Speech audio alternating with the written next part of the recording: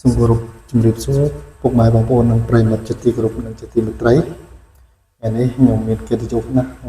ដើម្បីចែករំលែកពុកម៉ែបងប្អូនពីវិធីសាស្ត្រក្នុងការរៀនភាសាអង់គ្លេសធ្វើម៉េចឲ្យ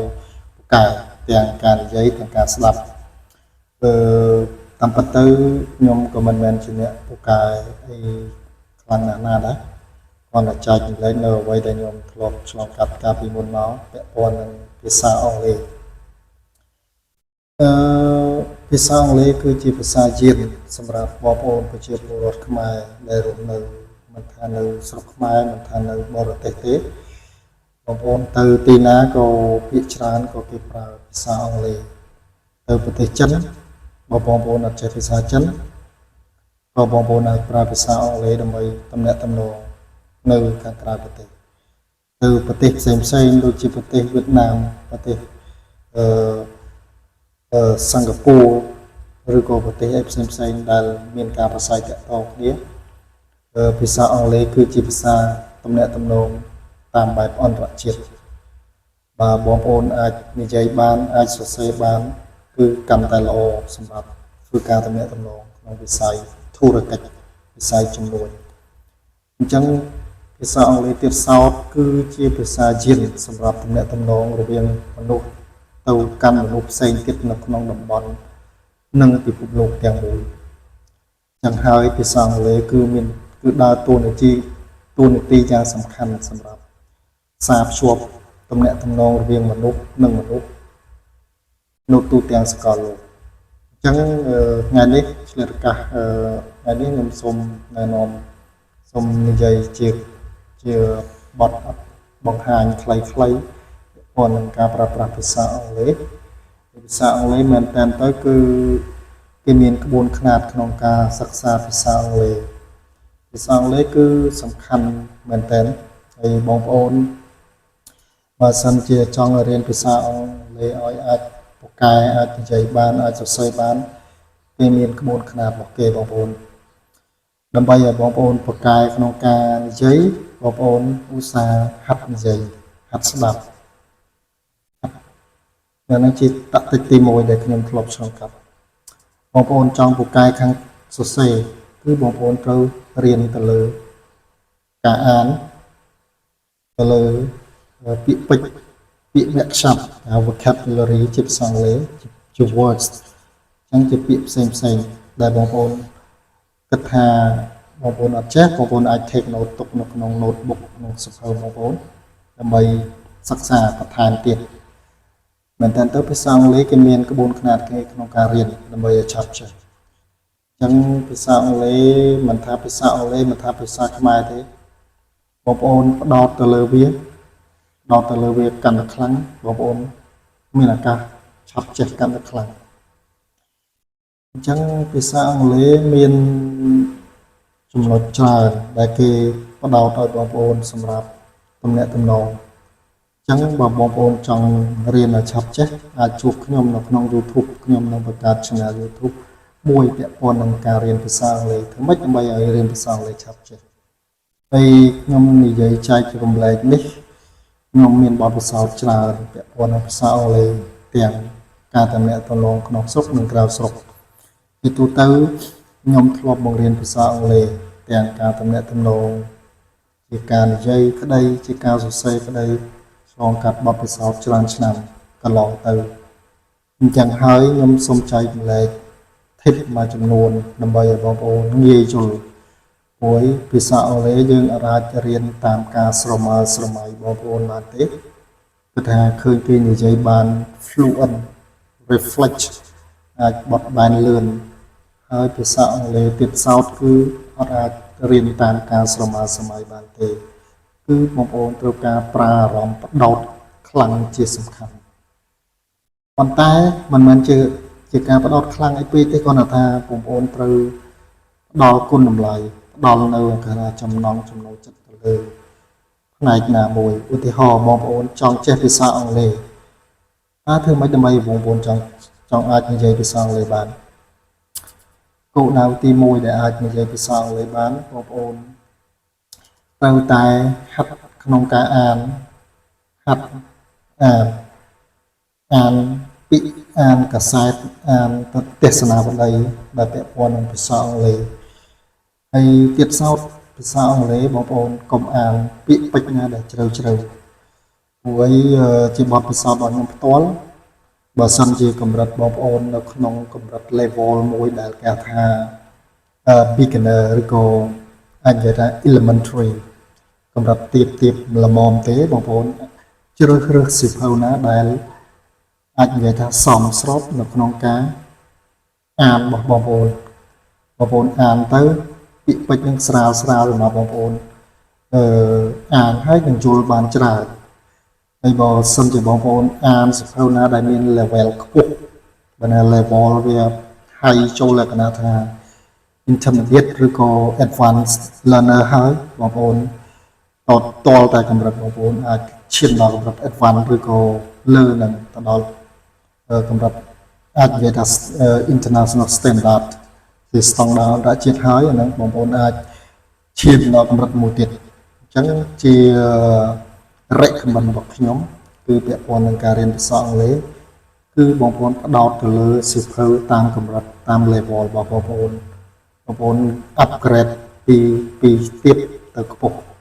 បើសិនជាបងប្អូនចាប់ផ្ដើមពីចំណុចដំបូងបងប្អូនអត់ទាន់ពូកែទេអត់ទាន់មានភាពគេថាពូកែក្នុងការអានការនិយាយការស្ដាប់អីផ្សេងទេបងប្អូនរៀនពីទាបទៅបើសិនជាបងប្អូន start ពីចំណុចខ្ពស់ទៅអាចនឹងងាយធ្វើឲ្យបងប្អូនមានអារម្មណ៍មួយគិតថាវាហើយខ្លាំងសម្រាប់បងប្អូនហើយអាចនឹងបាក់ទឹកចិត្តក្នុងការអានបន្តពីទូទៅជាបទពិសោធន៍របស់ខ្ញុំផ្ទាល់ទាំងក្នុងការរៀនខ្លួនឯងផ្ទាល់ការបង្រៀនទៅលើសិស្សផ្សេងតាមស្ថាប័នផ្សេងនិងការធ្វើការជាមួយស្ថាប័នអន្តរជាតិជាច្រើនគឺពាក់ព័ន្ធនឹងការប្រើប្រាស់ភាសាអង់គ្លេសគឺត្រូវតែយើងមានការអត់ធ្មត់ជាខ្លាំងក្នុងការរៀនចឹងហើយជាយុទ្ធសាស្ត្រក្នុងការរៀនភាសាអង់គ្លេសគឺមិនមែនរៀនតាមការស្រមើស្រមៃទេបងប្អូនត្រូវចាំថាភាសាអង់គ្លេសក៏មានកម្រិតច្បាស់លាស់ជាក់លាក់ដើម្បីឲ្យយើងរៀនតាមឋានានុក្រមអញ្ចឹងហេតុអីបានគេបែងចែកសៀវភៅភាសាអង់គ្លេសបែងចែកជា beginner ជា elementary ជា pre intermediate advanced ជាលក្ខណៈIL ឡើងទៅលើនឹងហើយជាមូលហេតុដែលគេបែងចែកហ្នឹងគឺគេបែងចែក level ក្នុងការ start up ក្នុងការចាប់ផ្ដើមរបស់បងប្អូនតើបងប្អូនគួរតែចាប់ពីចំណុចណាទៅអញ្ចឹងបងប្អូនអត់ទាន់ដឹង level ខ្លួនឯងអត់ទាន់ដឹងថាចំណុចខ្លួនឯងអាច start ពីចំណុចណាទៅគួរតែសិក្សាពីគេហៅថា beginner ពីថ្នាក់ដំបូងចាប់ផ្ដើមដំបូងទាំងអស់ហ្នឹងគឺបងប្អូនអាច start រៀនភាសាអង់គ្លេសដោយខ្លួនឯងបានហើយបងប្អូនរៀនមួយរយៈបងប្អូនអាច step ស្ទង់ទៅលើសមត្ថភាពរបស់បងប្អូនទាំងការនិយាយទាំងការសរសេរទាំងការស្ដាប់ level បងប្អូនអាចលើកម្រិតហ្នឹងហើយបងប្អូនអាចរៀនបន្ថែមកម្រិតទៅលើមួយតង់ទៀតនេះជាយុទ្ធសាស្ត្រក្នុងការយុទ្ធសាស្ត្រឈ្នះដើម្បីបងប្អូនអាចមានចំណងចំណូលចិត្តរៀនបន្តទៀតបទពិសោធន៍របស់ខ្ញុំបើសិនជាបងប្អូនរៀនអត់ទាន់ start ពីចំណុចដំបូងហើយទៅរៀនកម្រិតខ្ពស់បងប្អូនអាចនឹងមានអារម្មណ៍មួយគិតថាពិបាកខ្លាំងហើយចង់បោះបង់ចោលនេះជាចំណុចដែលខ្ញុំធ្លាប់ឆ្លងកាត់ហើយខ្ញុំសូមបញ្ជាក់ថាការរៀនភាសាអង់គ្លេសគឺមិនមែនជាការស្រមើស្រមៃគិតថាចង់រៀនគឺរៀនចង់អត់គឺអត់ទេបើសិនជាបងប្អូនរៀនហើយអត់មានការបដោតអត់មានការផ្ដល់គុណតម្លៃអត់មានចំណងចំណូលចិត្តបងប្អូនរៀនទៅខ្ញុំជឿថាភាគរយច្រើនគឺអាចនឹងអត់ជោគជ័យទេចឹងភាសាអង់គ្លេសដើម្បីឲ្យបងប្អូនរៀនពូកែទី1មុននឹងបងប្អូនបដោតបងប្អូនត្រូវបង្កើតនៅចំណង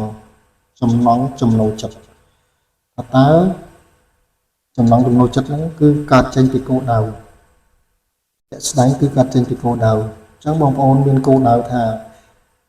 បងប្អូនរៀនភាសាអង់គ្លេសមានគោលដៅចង់ស្ថិតនៅចំណុចណាចង់ធ្វើអី theo bằng vốn riêngភាសាអង់គ្លេសចង់អាចទំនាក់ទំនងជាមួយជនបរទេសបានអាចនិយាយដោយ reflexible និយាយបានដោយមានការទំនាក់ទំនងគ្នាបានល្អប្រសើរដូចយើងនិយាយភាសាខ្មែរប្រស័យតាក់ទងគ្នាទៅវិញទៅមកបានអញ្ចឹងបងប្អូនមានគំនិតមួយចង់មានការបដោតទៅលើការផលប្រយោជន៍អត្ថប្រយោជន៍នៃការរៀនភាសាអង់គ្លេសខ្លាំងបងអាចនឹងមានឱកាសរៀនឆាប់ចេះទី1បងប្អូនមានចំណងពាក់ព័ន្ធនឹងភាសាអង់គ្លេសទី2បងប្អូនមានចំណងណាក៏អត់ទាន់សម្រេចបានផែនការដែរមានចំណងហើយបងប្អូនចាប់ផ្ដើម take action បានថាចាប់ផ្ដើមធ្វើសកម្មភាពថាយើងគួរតែ start ពីចំណុចណាដូចខ្ញុំនិយាយពីខាងដើមវីដេអូអញ្ចឹងយើងគួរតែ start ពីចំណុចណាទៅអញ្ចឹងយើង start ពីចំណុចតាមកម្រិតដែលយើងអាចទទួលយកបានអាចរៀនបានអញ្ចឹងយើង start តាមសមត្ថភាពរបស់យើងអាចរៀនបានកុំឲ្យលើសពីសមត្ថភាពអញ្ចឹងបងប្អូនអាចរៀនតិចម្ដងរហូតទៅដល់កម្រិតខ្ពស់អញ្ចឹងបងប្អូនចង់ហើយបងប្អូន start រៀនហើយចំចំណុចពិបាកបងប្អូន research បន្ថែមឬក៏អាចខ្វះចន្លោះឡើយណាមួយអាចសួរទៅលោកគ្រូអ្នកគ្រូឬក៏អ្នកដែលមានចំណេះដឹងខាងវិស័យហ្នឹងខាងផ្នែកហ្នឹងគឺបងប្អូនអាចសាកសួរពួកគាត់បានបើសិនជាពួកគាត់ឆ្លើយទៅយើងកុំទាន់អាចថាទុកចិត្តពួកគាត់ 100% យើងអាចធ្វើការ research make more find evidence ស្វែងរកផុសតាងផ្សេងៗដែលការបញ្យល់របស់គាត់ហ្នឹងយើងគិតថាត្រឹមត្រូវឬមិនត្រឹមត្រូវយើងអត់ទាន់ make sure អញ្ចឹងយើងពេលខ្លះវាទាមទារឲ្យយើង specific ដែរបើន័យថា make more detail ន័យថាពេលគេ explain យើងថាចំណុចនេះវាចេះមួយចុះមួយអញ្ចឹងភាសាអង់គ្លេសយើងទាមទារឲ្យ clear accurate បើណាពេលគេ explain យើងកុំទាន់ចាប់យកចំណុចរបស់គេគិតថាគេនិយាយហ្នឹងខុសឬក៏ត្រូវយើងយក analyze ខ្លួនឯងហើយយកមកវិភាគជាក់ស្ដែងតាមការ research របស់យើងជា idea របស់ខ្ញុំពេលគ្រូបញ្យល់មិនមែនថាកុំឲ្យទុកចិត្តគ្រូដែរតែគ្រូមួយចំនួនអាចនិយាយថាបង្រៀនកូនសិស្សគឺបង្រៀនលក្ខណៈថាពីខ្លះគាត់អត់បាន research ទេមិនថាខ្ញុំនិយាយគ្រូមួយចំនួនតូចណានិយាយថាគាត់បរៀនខុសបរៀនខុសទៅទាំងខុសពាក្យពេចន៍អានទៅខុសតែខុសចឹងដូចពាក្យមួយចំនួននៅក្នុងភាសាអង់គ្លេសយើងបញ្ចេញសំឡេង stress អីផ្សេងយើងបញ្ចេញទៅថាធម្មតាតែយើងនិយាយជាមួយជនបរទេសតែយើងនិយាយខុសពាក្យគេស្ដាប់យើងអត់បានខុសតែ phrase ខុសតែខ្យល់គាត់អត់តិចគេស្ដាប់យើងអត់បានមិនដឹងថាពាក្យហ្នឹងមានន័យថាម៉េចទេតាមពិតយើងនិយាយសំដៅទៅលើពាក្យហ្នឹងហើយប៉ុន្តែចេះស្ដែងពាក្យហ្នឹងនិយាយបញ្ចេញអត់ត្រូវតោះណាបងប្អូនអញ្ចឹងវាជាចំណុចរសើបមួយសម្រាប់អ្នករៀនភាសាអង់គ្លេសរៀនទី1រៀនបង្កើតចំណងហើយយើងចង់រៀនហើយទី2យើងចាត់ប្រធានការយើងចេញសកម្មភាពថាយើងនឹងរៀនហើយទី3យើងមានសកម្មភាពណាតែយើងអត់ទាន់ដឹងថាយើងរៀនទៅវាលក្ខណៈថា go through តាមសកម្មភាពរបស់យើងអត់ណាអញ្ចឹងយើងចង់រៀនហ្នឹងយើងទៅ commitment ធ្វើការបដិញ្ញាចិត្តពេលយើងចង់រៀនហើយយើងមានគោលដៅមានផែនការថារៀនបកកាអង់គ្លេសអត់យើងចាប់ដើមរៀនណា take action ណាបើណាធ្វើសកម្មភាពរៀនយើងរៀនហើយយើងជួបផលលំបាកយើងបោះបង់ចោលបាត់អាហ្នឹងបាត់ commitment មួយចំណុចទី3នេះខ្ញុំចង់បញ្ជាក់ថា commitment ហ្នឹងគឺការបដិញ្ញាចិត្តបងប្អូនរៀនហើយជួបបញ្ហាថាខ្ញុំរៀនអង់គ្លេសយូរឆ្នាំហើយខ្ញុំអត់និយាយការទេមក teacher ខ្ញុំបានតែសរសេរអូខេខ្ញុំនិយាយដោយស្មោះត្រង់ខ្លួនខ្ញុំផ្ទាល់និយាយខ្លួនខ្ញុំផ្ទាល់ខ្ញុំ good at writing ក្នុងការសរសេរប៉ុន្តែក្នុងការនិយាយតាំងពីដើមគឺគ្រាន់តែយើង start speaking ជាមួយអ្នកណាម្នាក់គឺយើងអត់មាន confidence ទេយើងនិយាយខ្លួនខ្ញុំនិយាយជាបទពិសោធន៍ខ្ញុំផ្ទាល់អញ្ចឹង ភាសាអង់គ្លេសនៅពេលយើង start និយាយអីមួយយើងត្រូវប្រមូលចំណេះដឹងភាសាអង់គ្លេសគឺផ្ដោតទៅលើចំណេះដឹងឧទាហរណ៍យើងនិយាយពាក្យព័ន្ធទៅលើភាសាអង់គ្លេសតាមមុខចោះខ្ញុំឧទាហរណ៍អញ្ចឹងយើងនិយាយពាក្យព័ន្ធភាសាអង់គ្លេសយើងត្រូវតែមានចំណេះដឹងមូលដ្ឋានផ្នែកភាសាអង់គ្លេសបើសិនជាយើងអត់មានចំណេះដឹងមូលដ្ឋានផ្នែកភាសាអង់គ្លេសបងប្អូនទៅបរៀនអង់គ្លេសគេបងប្អូននឹងមានអារម្មណ៍មួយ lost confidence បាត់ទំនុកចិត្តអត់មានទំនុកចិត្តទេទៅបរៀនគេអូតិចគេសួរទៅអត់ចេះមានបញ្ហាគេសួរទៅតាក់ខ្មាស់គេយើងអត់មានទំនុកចិត្តនេះទី1 build confidence អញ្ចឹងចំណុចដែលខ្ញុំត្រូវណែនាំត្រូវ share អ្វីដែលខ្ញុំធ្លាប់ឆ្លងកាត់ហ្នឹងគឺចំណុចទី1បងប្អូនបង្កើតនៅចំណងចំណូលចិត្តមានគោលដៅមានផែនការច្បាស់លាស់ថារៀនភាសាអង់គ្លេសមានគោលដៅដើម្បីទៅប្រើប្រាស់ក្នុងវិស័យអីក្នុងការងារបែបម៉េចនឹងជំកើតនៅគេថាចក្ខុវិស័យជា master plan របស់យើងទី2កើតទៅលើចេញសកម្មភាពមានន័យថា take action ដែលយើងធ្វើសកម្មភាពយើងចាប់ផ្ដើមរៀនអនុវត្តបដាយើងឆ្ងល់ឲ្យយើងសួរគ្រូបដានឹងគេ take action ណាចាប់បានរៀនបដាទី3យើងរៀនហ្នឹងវាត្រូវមាន commitment ចំណុចសំខាន់ជាងគេគឺ commitment ការបដិញ្ញាចិត្តបងប្អូនមានតែចំណងមានតែសកម្មភាពប៉ុន្តែបងប្អូនរៀនទៅជួបបញ្ហាច្រើនទៅមេរៀនកាន់តែជ្រៅទៅបងប្អូនមានអារម្មណ៍ថាអូរៀនទៅមុខអត់រួចទេបកែគ្រូបកែច្រើនប៉ុន្តែហេតុអីបានខ្ញុំបកែខ្ញុំទៅសេបានអីបាននិយាយអត់បានយើងបាត់តែ commitment នឹងមួយបងប្អូននឹងបោះបង់ចោលភាគច្រើនបងប្អូនអ្នករៀនភាសាអង់គ្លេសមួយចំនួនធំខ្ញុំហ៊ាននិយាយថាមួយចំនួនធំ fail ដោយសារ commitment ទី1ខ្ញុំផ្ទាល់គឺខ្ញុំភាសាអង់គ្លេសគឺខ្ញុំអត់បកកែទេសុំនិយាយថាខ្ញុំអត់បកកែទេប៉ុន្តែគ្រាន់តែថាគេនិយាយមកខ្ញុំស្ដាប់បានហើយជាបទពិសោធន៍របស់ខ្ញុំផ្ទាល់គេនិយាយមកខ្ញុំស្ដាប់បានប៉ុន្តែ feedback ទៅគេវិញ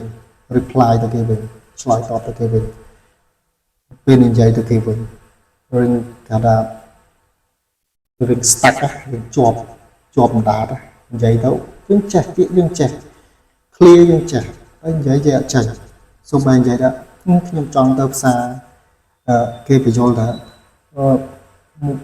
ចូលបងប្អូនលើកពីអត្ថប្រយោជន៍នៃការរៀនភាសាអង់គ្លេសតិចនិយាយជាភាសាអង់គ្លេសនិយាយទៅជាប់តដិតមាត់អាហ្នឹងមកពីយើងអត់ធ្លាប់អនុវត្តក្នុងការអានហើយនិយាយឲ្យលឺតែមិននិយាយលឺក្នុងចំណោមសាធារណៈអីចង់សុំបញ្ជាក់លេងដែរនិយាយក្នុងបរិយាកាសណាមួយដែលយើងគិតថាវាសមស្របសម្រាប់យើងនិយាយក្នុងនិយាយភាសាអង់គ្លេសយើងអានបញ្ចេញសំឡេងឲ្យត្រូវហ្នឹងហើយនឹងចំណុចទី3ដែលខ្ញុំសង្កត់ហ្នឹង commitment ពេលបងប្អូនសាកអនុវត្តតាមខ្ញុំពេលបងប្អូនមាន commitment រយៈពេលតែ1ឆ្នាំនឹងឃើញបងប្អូនផ្លាយភ្លាមហើយចំណុចទី4ភាសាអង់គ្លេសចំណុចទី4គឺក៏សំខាន់បន្ទាប់ពី commitment ដែរបងប្អូនមាន commitment ហើយតែបងប្អូនអត់ practice ការអនុវត្តជាក់ស្ដែងតែបងប្អូនរៀនអង់គ្លេសរៀនរាប់ឆ្នាំបងប្អូនអត់ធ្លាប់និយាយសោះបងប្អូនបកកែ writing ពីដាក់វិជ្ជាមកដាក់ទៅសេ writing ទៅសេឡើងខ្ទេចប្រឡងមកចេះខ្ទេចពីគេដាក់ប្រឡង IELTS ឬប្រឡងអីផ្សេងឧទាហរណ៍ប្រឡងជាភាសា writing ក្នុងការសរសេរអីផ្សេងហ្នឹងនិខាត់បទផ្សេងបងប្អូនសរសេរជា paragraph ជា phrase ជា sentences ជាប្រយោគភាសាអង់គ្លេសផ្សេងច្រើនបងប្អូនអាចធ្វើបានគ្រប់មធ្យោបាយទាំងនោះតែដល់ចំណុចមួយចុងក្រោយទាក់ទងនឹងការនិយាយអត់ចេញទាំងជាមូលហេតុជាបញ្ហាសំខាន់សម្រាប់អ្នករៀនភាសាអង់គ្លេសអញ្ចឹងខ្ញុំខ្លួនឯងផ្ទាល់ក៏ជួបបញ្ហាហ្នឹងដែរក៏ធ្លាប់នឹងជួបបញ្ហាហ្នឹងក៏កំពុងនឹងជួបបញ្ហាហ្នឹងបច្ចុប្បន្ននេះក៏ខ្ញុំកំពុងនឹងជួបបញ្ហាហ្នឹងដែរតែខ្ញុំនឹង kind of booster, try to urge myself to speak English to make more confident នឹងបង្កើននៅចំណងចំណូលចិត្តទី1តទៅនឹងការអនុវត្តដែលខ្ញុំនិយាយពីចំណុចទី4មិញហ្នឹងគឺបងប្អូនអនុវត្តកាន់តែច្រើននិយាយកាន់តែច្រើនពាក់ព័ន្ធនឹងភាសាអង់គ្លេសជាពិសេសមានមិត្តភ័ក្តិមួយចំនួនដែលក៏រៀនអង់គ្លេសមួយគ្នាហ្នឹងយើងឧស្សាហ៍និយាយភាសាអង់គ្លេសមួយគាត់ទៅឧស្សាហ៍បបួលគាត់និយាយភាសាអង់គ្លេសទៅខ្ញុំសូមបញ្ជាក់កន្លែងនេះគឺយើងបបួលចំមនុស្សណាដែលគាត់មានចំណងចំណូលចិត្តមាន commitment ដូចគ្នា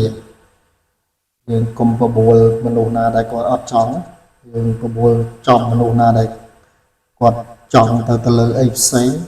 ក៏អត់ achieve ដែរក៏អត់សម្រេចបានដែរទី1គេអត់ចង់រៀនភាសាអង់គ្លេសមកគេចង់ practice English with you អត់ចង់អនុវត្តអង់គ្លេសនិយាយអង់គ្លេសជាមួយអ្នកផងគេដល់ម៉ោងគេចង់ទៅទាត់បាល់ទៅលេងបាល់ទាត់បាល់ផ្ទះទៅលេងកីឡាអីផ្សេងវិញបងប្អូនបបួលគាត់មកក៏អត់មានគេថាគេថា confident ក្នុងការសម្រេចនៅផែនការឲ្យយើងពូកែក្នុងការនិយាយដែរខ្ញុំនិយាយពី speaking skill ខ្ញុំនិយាយពីល្អមកតាំងពីដើមរហូតដល់ចប់មិញដល់ឥឡូវនេះគឺពាក់ព័ន្ធនឹង speaking ខ្ញុំអត់ focus ទៅលើ writing ទេអានឹងខ្ញុំ focus ទៅលើ speaking and listening អញ្ចឹងបងប្អូនត្រូវផ្ដោត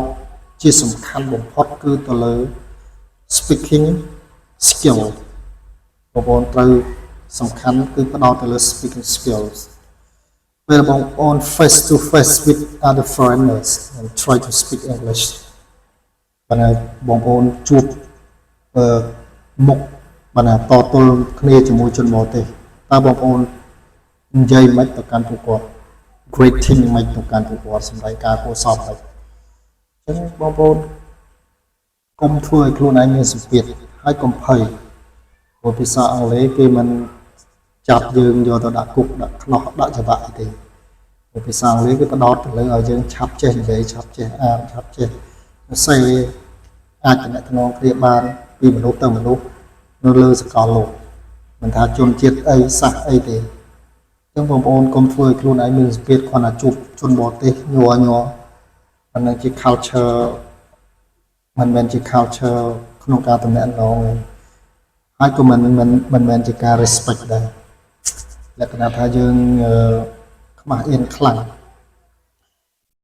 ចឹងហើយជាបទពិសោធន៍របស់ខ្ញុំដើម្បីពង្រឹងការនិយាយបាន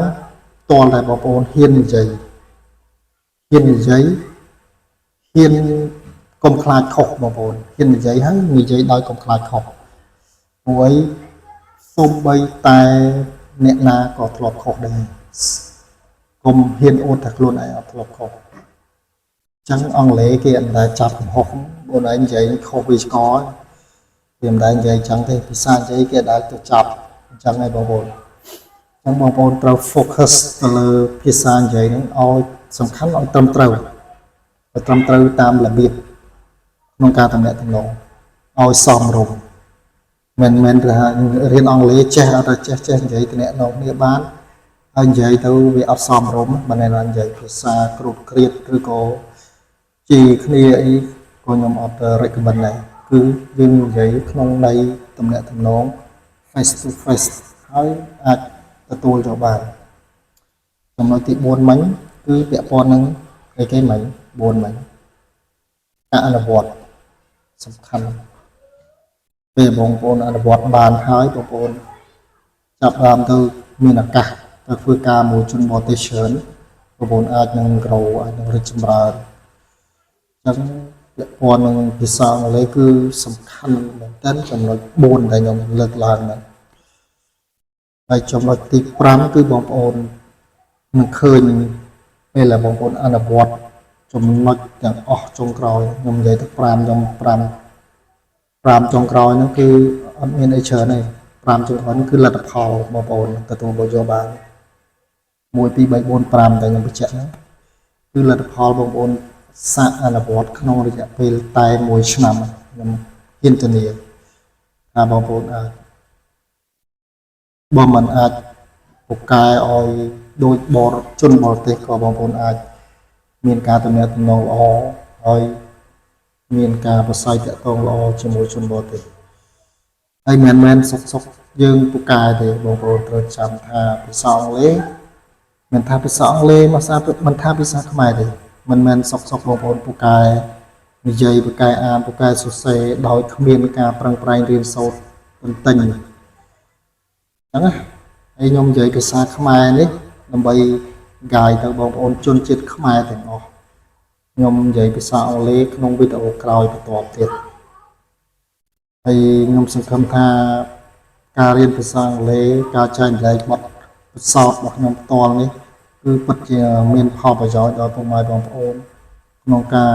សិក្សាស្វែងយល់ក្នុងការយកទៅគិតត្រេះរិះពិចារណាថាតើវាអាចសមហេតុផលនៅតាមកន្សឹបរបស់បងប្អូនអត់តាមផ្នត់គំនិតរបស់បងប្អូនអត់ពួកខ្ញុំនិយាយនេះគឺក្នុងគោលដៅដើម្បីចែករំលែកនៅចំណេះដឹងនិងបទពិសោធន៍ដែលខ្ញុំធ្លាប់ឆ្លងកាត់តាំងពីកុមារភាពមកទល់បច្ចុប្បន្ន